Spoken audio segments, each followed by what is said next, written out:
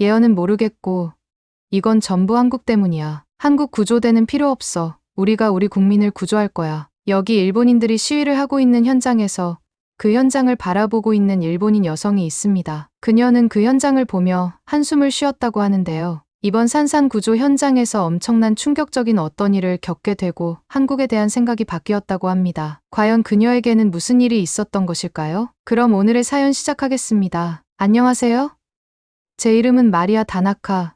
올해 27살이에요. 오늘 저는 재난 지역의 끝자락에 서 있어요. 마음이 무겁네요. 눈에 보이는 한도 끝도 없이 부서진 건물들과 쓰러진 나무들만 보여요. 마치 거인이 와서 아이들 장난감 블록을 무너뜨린 것처럼 보이네요. 이 모든 혼란은 태풍 산산 때문에 생긴 거예요. 정말 크고 무서운 태풍이 일본을 강타했죠. 그런데 그게 다가 아니었어요. 태풍이 지나가자마자 큰 지진이 또 일어났어요. 난카이 지진이라고 불렸어요. 상상할 수 있겠어요?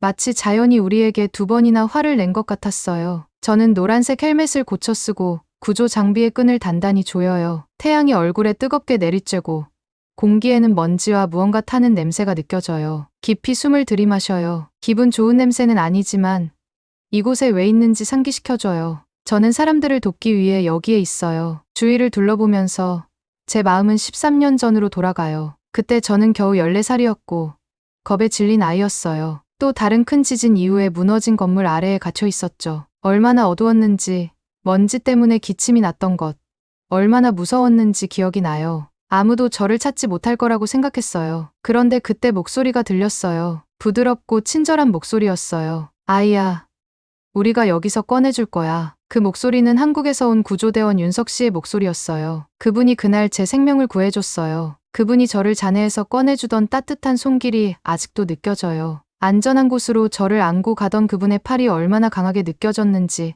아직도 기억이 나요. 참 신기하게도 몇 년이 지나도 어떤 기억은 이렇게 선명하게 남아있네요. 그날이 제 인생을 바꿔놓았어요. 저는 윤석 씨처럼 되고 싶다고 결심했어요. 저도 무서움에 떨고 있는 사람들, 갇혀있는 사람들을 돕고 싶었어요. 모두가 제 선택을 기뻐한 건 아니었어요. 부모님은 걱정을 많이 하셨어요. 마리아, 왜 좀 더 안전한 일을 선택할 수 없니?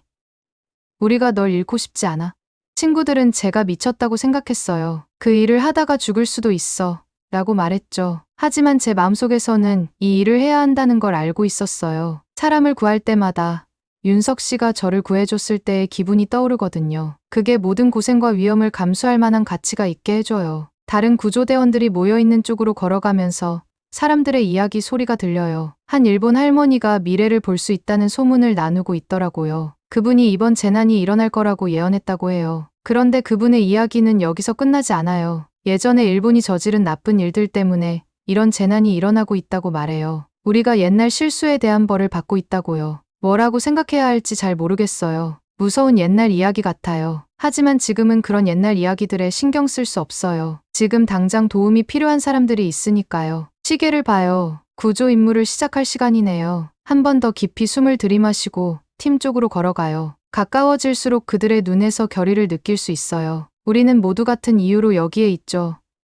사람들의 생명을 구하기 위해서요. 준비됐어, 마리아? 팀원 중 하나인 켄지가 물어요. 저는 고개를 끄덕이고 엄지를 들어 보여줘요. 재난 지역으로 들어가면서 다시 한번 윤석 씨를 떠올려요. 그분이 저에게 얼마나 큰 영감을 줬는지 알고 계실까요? 아직도 어딘가에서 사람들의 생명을 구하고 계실까요? 그러길 바래요. 발밑이 고르지 못해서 발을 조심히 디뎌야 해요. 부서진 유리와 뒤틀린 금속 조각들이 여기저기 흩어져 있어요. 멀리서 누군가가 도와달라고 외치는 소리가 들려요. 심장이 빨리 뛰기 시작해요. 이것이 제가 여기 있는 이유죠. 이 일을 하기 위해 태어난 것 같아요. 저는 팀을 향해 말해요. 가요. 우리 도움이 필요한 사람이 있어요. 그렇게 우리는 앞으로 나아가요. 다가올 어떤 도전이라도 맞설 준비를 하면서요. 구조대원이란 그런 거죠. 모두가 도망칠 때 우리는 위험 속으로 뛰어들어요. 희망이 없어 보일 때 희망을 가져다 주죠. 첫 발을 잔해 속에 내디디면서 조용히 다시 한번 윤석 씨께 감사해요. 그분 덕분에 제 삶의 목적을 찾았거든요. 이제는 제가 누군가의 영웅이 될 차례예요. 과거의 메아리 잠을 이룰 수 없었습니다. 우리가 구조한 사람들의 얼굴이 계속 머릿속을 스쳐 지나갔어요. 하지만 단순한 얼굴이 아니었습니다. 하루 종일 저를 괴롭히던 다른 무언가가 떠올랐어요. 저는 침대 옆 탁자에서 휴대폰을 꺼내 전원을 켰습니다. 밝은 불빛 때문에 구조 캠프의 어두운 침실에서 눈을 찡그리게 되었습니다. 저는 인터넷 브라우저를 열고 망설였습니다. 내가 정확히 뭘 찾고 있었지? 아, 맞다. 그 노파의 예언. 모두가 속삭이던 그 예언 말이죠. 저는 일본 재해 예언을 입력하고 읽기 시작했습니다. 대부분 지진과 태풍에 대한 이야기였습니다. 그런데 뭔가 눈에 띄었습니다. 예언의 역사적 죄와 기한이 지난 빚이 언급되어 있었습니다. 그게 무슨 뜻일까요? 저는 링크를 따라가며 더 깊이 파고들었습니다. 그러던 중 전에는 들어본 적 없는 1923년 관동 대학사를 발견했습니다. 글을 읽으면서 가슴이 뛰기 시작했습니다. 도쿄에서 대지진이 발생한 후 수천 명의 조선인이 사망했습니다. 지진이 아니라 일본인에 의한 학살이었죠. 그들은 조선인이 문제를 일으킨다는 거짓 소문을 믿었고 속이 메스껍기까지 했습니다. 어떻게 이런 일이 일어날 수 있었을까? 그리고 왜 나는 학교에서 이런 사실을 배우지 못했을까? 하지만 상황은 더 심각해졌습니다. 계속 책을 읽다가 731부대에 대해 알게 되었어요. 2차 세계대전 당시 일본군의 비밀 집단이었어요. 그들은 포로들을 대상으로 끔찍한 실험을 했는데 그중 다수가 한국인이었어요. 저는 휴대폰을 내려놓고 텐트 천장을 쳐다봤어요. 머릿속이 빙빙 돌았습니다. 어렸을 때 저를 구해준 한국인 구조대원 윤석 씨 생각이 났어요. 그는 정말 친절하고 이타적이었습니다. 우리가 자기 나라에 그런 짓을 했는데 어떻게 일본인을 도울 수 있었을까? 저는 다시 휴대폰을 들고 시간을 확인했습니다. 거의 새벽이었어요. 밤새 책을 읽고 있었는데 텐트 덮개 사이로 첫 햇살이 스며들자 결심을 했습니다. 제가 배운 것을 무시할 수 없었습니다. 물론 고통스러웠지만 중요한 일이기도 했습니다. 우리의 과거를 이해하지 못한다면 어떻게 더 나은 미래를 만들 수 있을까요? 저는 일어나서 또 다른 구조 작업을 준비하기 시작했습니다. 장비를 착용하면서 우리가 돕고 있는 모든 사람들, 즉 일본인이든 외국인이든 상관없다는 생각이 들었습니다. 우리 모두 인간이라는 생각이 들었어요. 그때 깨달았죠.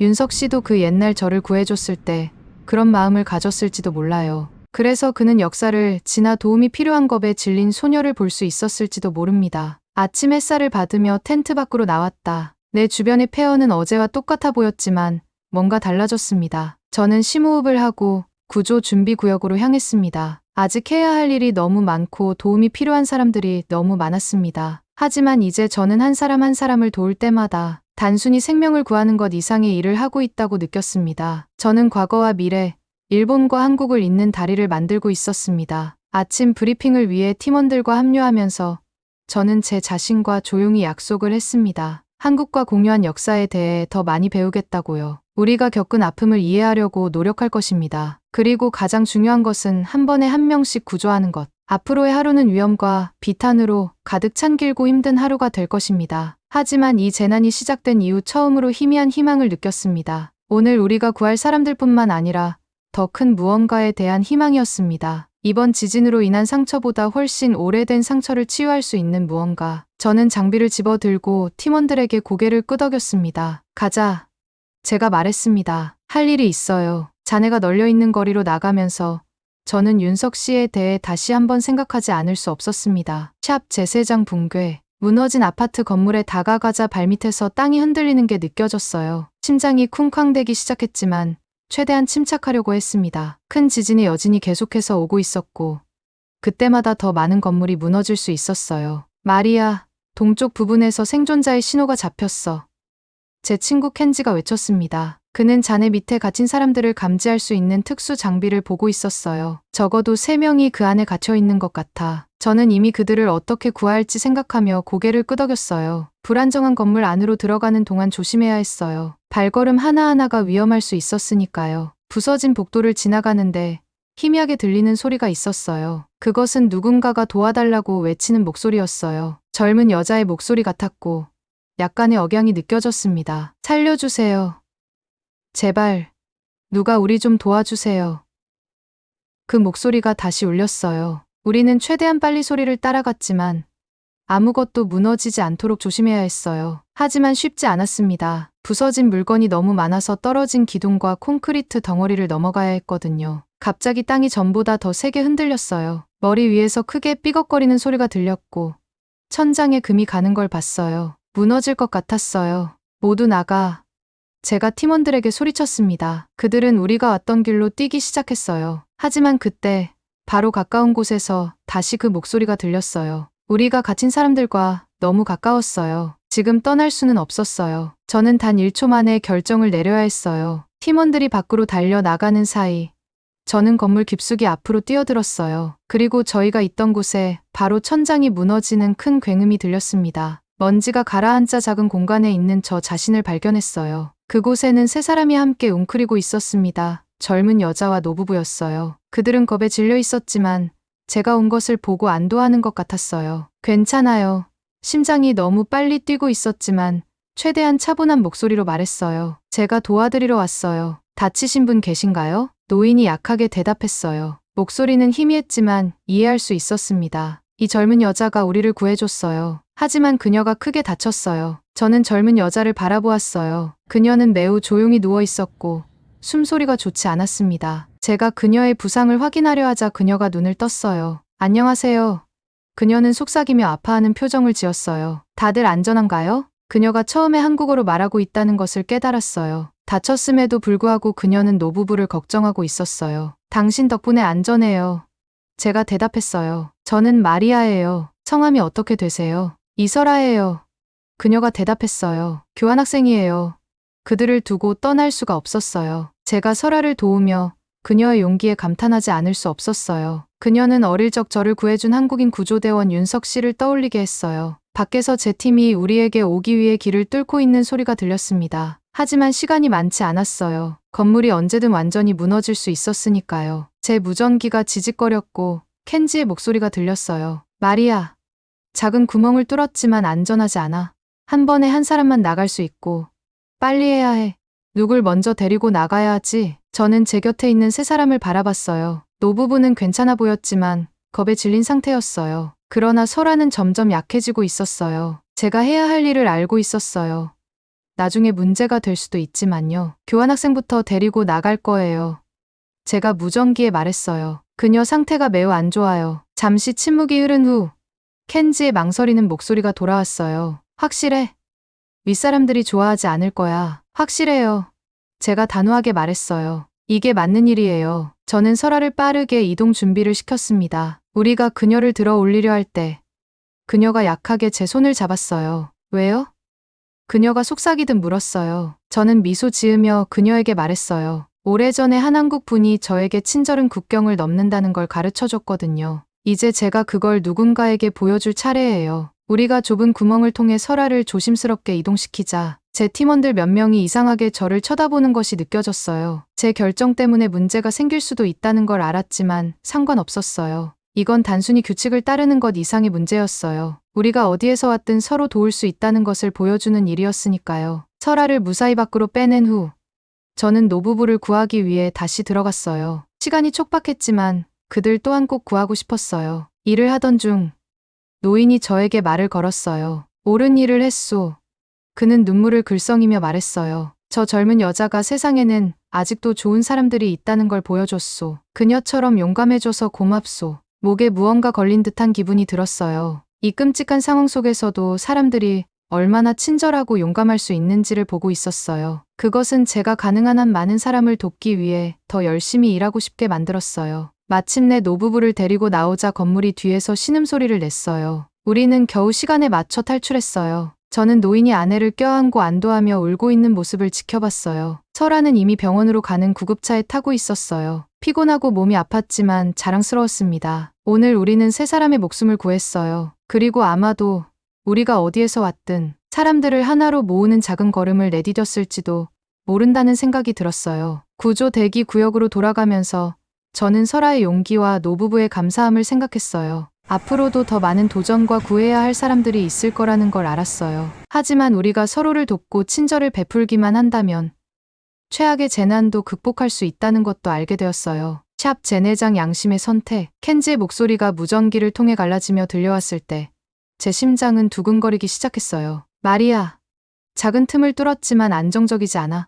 한 번에 한 사람씩만 나갈 수 있고 빨리 해야 해. 누구를 먼저 데려갈까? 저는 저와 함께 갇혀있는 세 사람을 둘러봤어요. 두 분의 노부부가 서로 꼭 껴안고 있었는데 겁에 질린 모습이었지만 상태는 괜찮아 보였어요. 그 다음으로는 한국에서 온 교환학생인 설아가 있었어요. 그녀는 크게 다쳤고 점점 더 약해지고 있었어요. 규정은 일본 시민을 우선으로 구조하라고 되어 있었어요. 그 말은 노부부를 먼저 데리고 나가야 한다는 뜻이었죠. 하지만 설아를 바라보면서 어렸을 때 저를 구해준 한국인 윤석 아저씨가 떠올랐어요. 그분은 제가 D 출신인지 따지지 않고 그저 도와주고 싶어 했어요. 저는 깊게 숨을 들이마시고 결정을 내렸어요. 교환학생부터 데려갈게요. 저는 무전기에 대고 말했어요. 그녀 상태가 너무 안 좋아요. 잠시 정적이 흐르더니 켄지의 목소리가 다시 들려왔어요. 불안한 기색이 역력했어요. 확실해. 상부에서 싫어할 수도 있어. 확실해. 저는 자신 있는 척하며 대답했어요. 이게 옳은 일이야. 저는 설아를 옮길 준비를 시작했어요. 그녀를 들것에 묶고 있는 동안 설아가 제 손을 잡았어요. 그녀의 목소리는 너무 작아서 거의 들리지 않을 정도였어요. 왜 그러시는 거예요? 그녀가 물었어요. 저는 울고 싶었지만 웃어 보였어요. 옛날에 어떤 한국 분이 저한테 친절은 국경을 따지지 않는다고 가르쳐 주셨어. 이제 내가 그걸 다른 사람에게 가르칠 차례야. 설아를 작은 틈으로 조심스럽게 옮기는 동안 팀원들의 시선이 저를 향하는 게 느껴졌어요. 몇몇은 화가 난 듯 보였어요. 이 일로 제가 곤란해질 수 있다는 걸 알았지만 상관없었어요. 이건 단지 한 사람을 구하는 문제가 아니라 사람은 어디서 왔든 모두에게 친절할 수 있다는 걸 보여주는 일이었거든요. 설아를 안전하게 구출하고 나서 저는 다시 노부부를 구하러 갔어요. 시간이 점점 부족해지고 있었지만 저는 그분들도 반드시 구하고 싶었어요. 그때 할아버지께서 말씀하셨어요. 옳은 일을 하셨습니다. 그분의 눈이 촉촉해져 있었어요. 마치 울 것처럼요. 저 젊은 아가씨. 그녀 덕분에 아직도 세상에 좋은 사람이 있다는 걸 알게 되었어요. 용기 내줘서 고마워요. 저는 목이 메는 느낌이 들었어요. 이렇게 파괴적인 상황 속에서도 사람들은 여전히 친절하고 이해심을 가질 수 있구나 싶었죠. 그것이 저에게 계속할 수 있는 힘을 줬어요. 모든 사람을 무사히 구조하고 나니 너무나 지쳤지만 제가 한 일에 대해서는 뿌듯함이 느껴졌어요. 어떤 사람들은 이해하지 못하겠지만 제 선택이 다른 사람들에게도 우리 모두가 인간이라는 걸 깨닫게 해줄 수 있길 바랐어요. 며칠 후 저는 병원에 있는 설아를 찾아갔어요. 그녀는 점점 나아지고 있었고 우리는 많은 이야기를 나눴어요. 그녀는 한국에 대해, 가족에 대해, 그리고 왜 일본으로 교환학생으로 오게 되었는지 말해줬어요. 그녀에게서 정말 많은 것을 배웠어요. 어느 날 설아는 제게 깜짝 놀랄 소식을 전해줬어요. 저희 삼촌과 통화했어요. 그녀가 웃으며 말했어요. 제가 구해줬다고 얘기했어요. 삼촌이 정말 기뻐하시더라고요. 옛날에 일본 소녀를 구조한 적이 있다고 하시면서요. 제 심장이 멈출 뻔했어요. 그럴 수 있을까? 삼촌 이름이 뭐라고 하셨죠? 저는 거의 희망을 가지며 물었어요. 윤석이에요. 그녀가 대답했어요. 그분 때문에 제가 일본으로 교환학생으로 오고 싶었어요. 항상 우리 두 나라 사이에 친구를 만들고 싶다고 말씀하셨거든요. 믿기지 않았어요. 어렸을 때 저를 구해주셨던 그분, 제가 구조대원이 되도록 영감을 주셨던 그분이 바로 설아의 삼촌이었다니.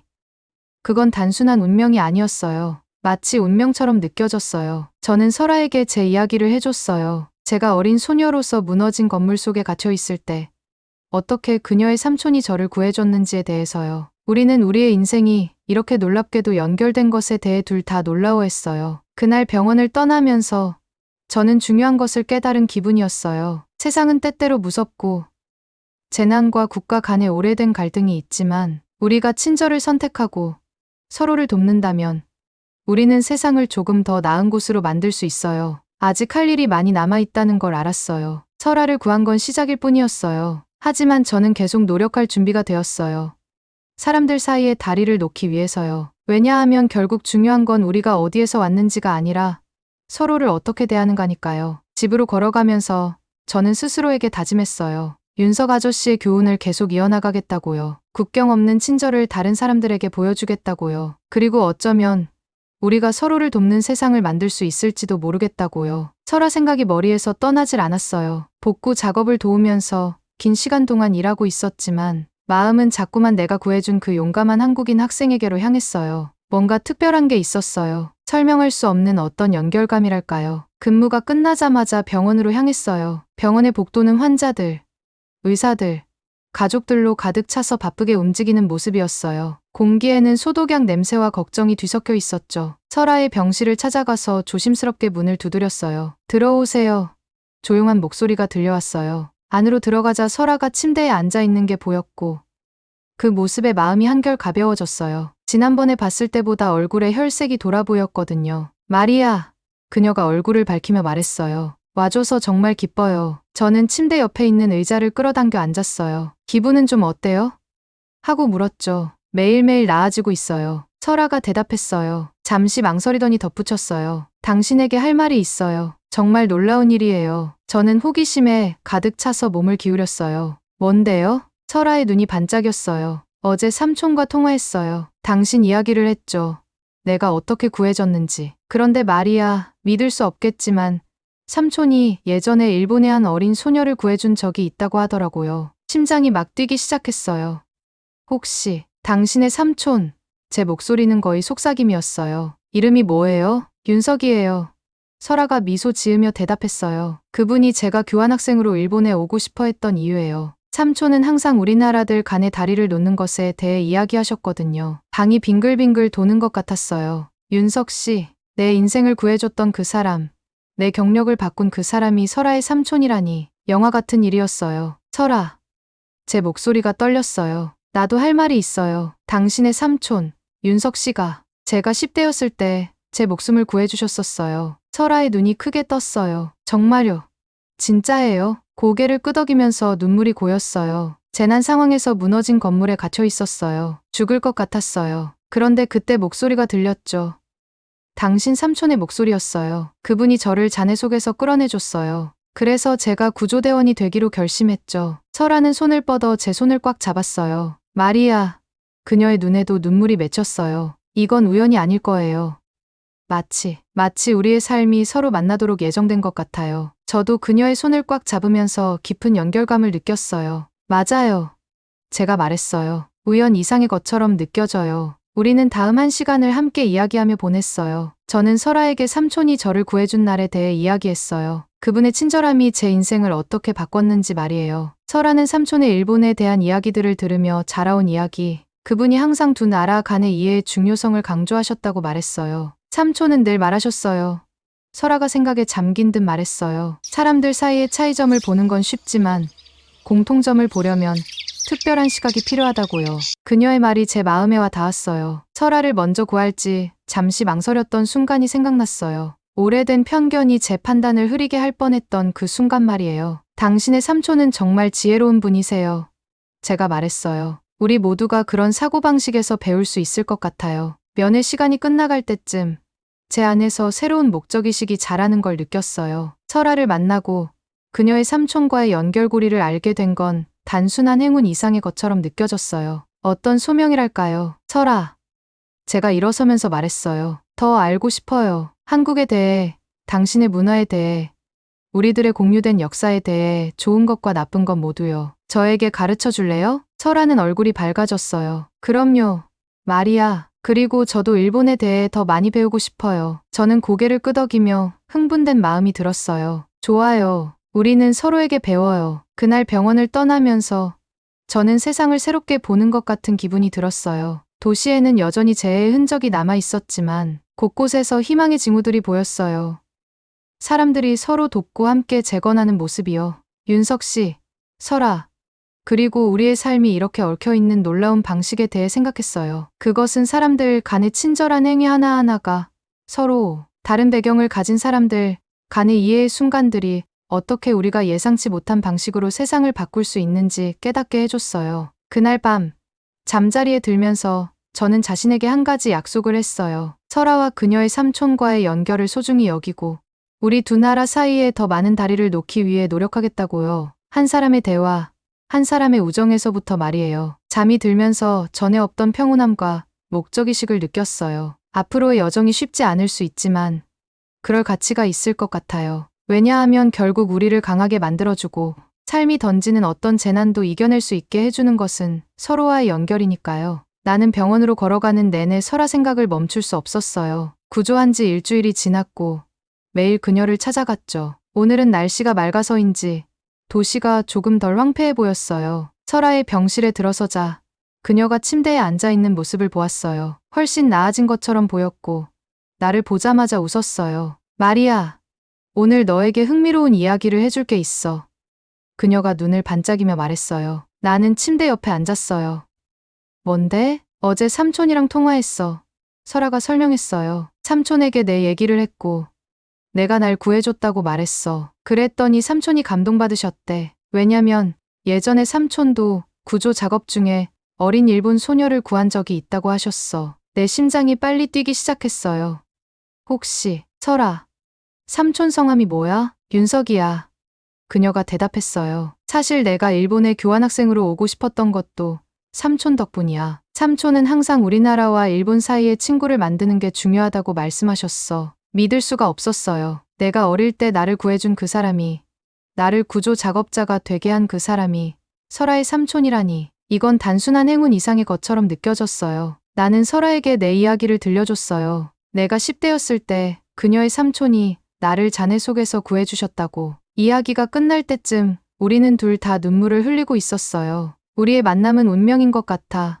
설아가 내 손을 꼭 잡으며 말했어요. 다음 몇 주 동안 설아가 점점 회복되면서 우리는 많은 이야기를 나눴어요. 그녀는 나에게 한국의 문화와 역사를 가르쳐줬어요. 나는 한국인들이 겪어온 어려움에 대해 배웠지만 그들의 강인함과 친절함에 대해서도 알게 되었어요. 설아는 한이라는 한국어 단어에 대해 말해줬어요. 이 단어는 한국인들이 역사 때문에 공유하는 슬픔의 감정을 의미하지만 동시에 더 나은 미래에 대한 희망을 담고 있대요. 그걸 통해 나는 왜 과거가 중요한지, 또 왜 앞으로 나아가는 것이 중요한지 이해하게 되었어요. 우리가 더 많이 대화를 나눌수록 나는 뭔가를 해야겠다는 생각이 들었어요. 그래서 한 가지 아이디어가 떠올랐어요. 일본과 한국의 구조대원들이 함께 훈련할 수 있는 프로그램을 시작하기로 했죠. 우리가 함께 일하면 서로 친구가 되고 더 잘 이해할 수 있을 거라고 생각했어요. 처음에는 쉽지 않았어요. 어떤 사람들은 그 아이디어를 좋아하지 않았죠. 하지만 천천히 변화가 시작됐어요. 일본과 한국 팀이 함께 구조 훈련을 하고 식사를 나누고 이야기를 나누는 모습을 보며 나는 희망을 느꼈어요. 우리가 중요한 무언가를 만들어가고 있는 것 같았어요. 어느 저녁 설아와 함께 병원 정원에서 석양을 보고 있는데 내 전화가 울렸어요. 모르는 번호로부터의 영상통화였어요. 전화를 받자 나는 숨이 막혔어요. 그건 바로 설아의 삼촌, 윤석 씨였어요. 나를 구해주신 그분이었어요. 마리아. 그가 따뜻하게 웃으며 말했어요. 설아에게서 다 들었어요. 내가 구해준 작은 소녀가 이렇게 멋진 일을 할 줄은 몰랐는데 당신은 내가 상상한 것보다 더 훌륭한 일을 하고 있네요. 나는 얼굴이 뜨거워졌어요. 그저 윤석 씨의 본보기를 따랐을 뿐이에요. 그날 저를 구해주신 그날의 친절함을 잊지 못해요. 그는 고개를 저으며 말했어요. 우리 모두 각자의 역할을 한 거죠. 하지만 당신이 지금 하고 있는 일, 우리 사람들을 하나로 모으는 그 일이야말로 진짜로 오래된 상처를 치유하는 방법이에요. 계속 다리를 놓아가세요. 마리아, 그래야 우리 아이들이 더 나은 미래를 가질 수 있어요. 통화가 끝난 후 설아와 나는 잠시 동안 아무 말 없이 도시의 불빛이 켜지는 것을 바라봤어요. 건물들은 아직 재난의 흔적을 보여주고 있었지만 동시에 새로운 건물들이 지어지고 사람들이 함께 힘을 모아 재건하는 모습이 보였어요. 이제 우리는 무엇을 해야 할까? 설아가 물었어요. 나는 잠시 생각하다가 말했어요. 계속 나아가야지. 서로에 대해 배우고 이해하려고 노력해야 해. 항상 쉽지는 않을 거야. 어떤 사람들은 우리가 하는 일을 좋아하지 않을 수도 있어. 하지만 우리가 친절을 선택할 때마다, 우리와 다른 사람들에게 다가갈 때마다 우리는 세상을 조금 더 나아지게 만드는 거야. 설아는 고개를 끄덕였어요. 삼촌이 항상 그러시잖아. 작은 행동들이 세상을 바꿀 수 있다고. 우리는 병원으로 돌아가면서 나는 설렘과 약간의 두려움을 느꼈어요. 갈 길이 멀었지만 우리는 첫걸음을 내딛었어요. 어쩌면 우리의 작은 행동들이 두 나라의 이야기에서 새로운 장을 쓸 수 있을지도 몰라요. 그것은 바로 우정, 이해, 희망의 장이 될 거예요. 그날 밤, 잠이 들면서 나는 윤석 씨와 설아, 그리고 새로 사귄 모든 친구들을 생각했어요. 때로는 최악의 재난이 사람들 속에서 최고의 면모를 이끌어낼 수 있다는 것을 깨달았어요. 우리가 함께할 때 극복하지 못할 일은 없어요.